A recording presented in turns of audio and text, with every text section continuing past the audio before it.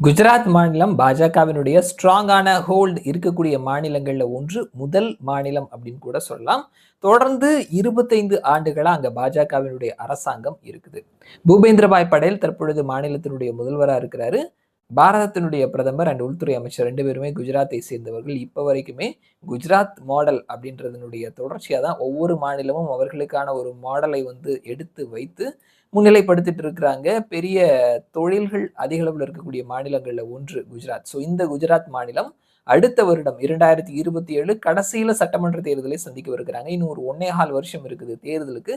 இந்த நேரத்துல தேர்தல் நடந்தது அப்படின்னா, யாருக்கான வெற்றி வாய்ப்புகள் அப்படின்ற கருத்து கணிப்பு முடிவை இன்சைட் ரேடார் எடுத்து வெளியிட்டிருக்கிறாங்க. ஸோ அந்த முடிவுகள நாம தெரிஞ்சுக்கலாம்.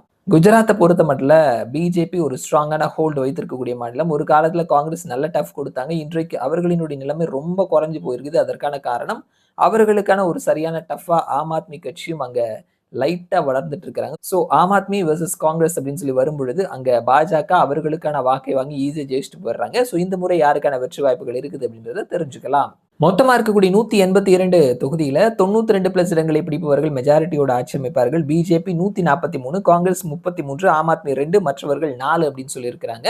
ஸோ பிஜேபி ஒரு நல்ல மெஜாரிட்டியில ஆட்சியை தொடர்வார்கள் அப்படின்னு சொல்லியிருக்கிறாங்க. 143 மெஜாரிட்டியை கிராஸ் பண்ணி ரொம்ப தூரம் போயிட்டாங்க அப்படின்னு தான் சொல்லணும். ஸோ பிஜேபி 143, காங்கிரஸ் 33, ஆம் ஆத்மி 2, மற்றவர்கள் 4.